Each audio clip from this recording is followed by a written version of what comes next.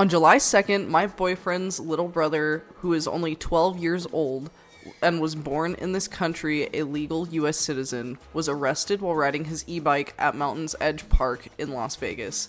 The incident stemmed from an older white woman calling the cops on him for riding his e-bike in the park with his friends.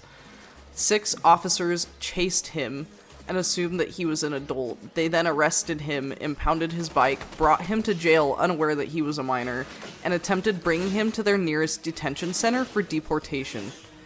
He has been in the care of his grandparents, who are both legal immigrants since he was a baby. His grandmother came from Vietnam, and his grandfather, who has no biological relation to him, came from China.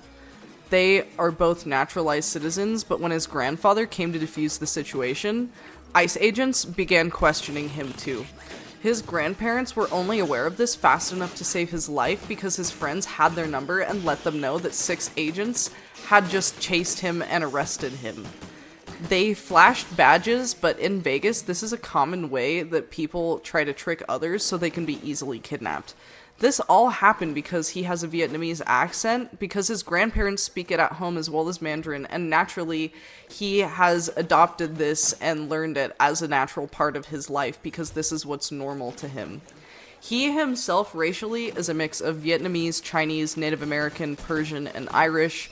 These agents now want to press him with 4 charges surrounding the arrest in court a month from now, and I will be posting an update on what happens, but they are charging him with disturbing the peace, evading and resisting arrest, initiating a chase with a quote-unquote peace officer, and disobeying a quote-unquote lawful order from a peace officer. And they still don't believe his father is a U.S. citizen and Marine Corps veteran, especially when they want to use Marines as an essential part of ICE operations.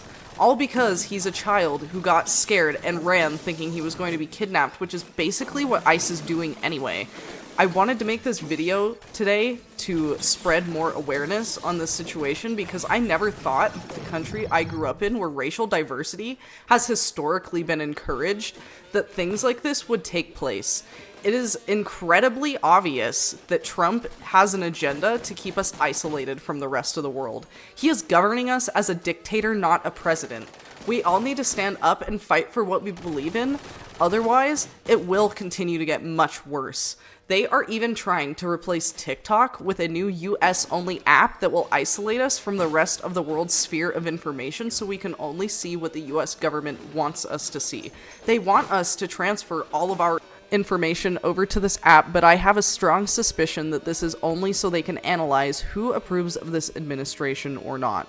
They cannot manipulate the way we communicate openly and freely on this app, and they are going to offer large sums of money to big creators in order to convince the public that this is a safe transition that we should make.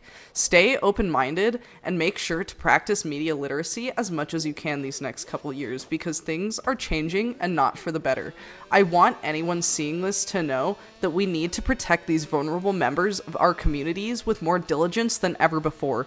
They are doing everything they can to tear the American dream to shreds for their own benefit.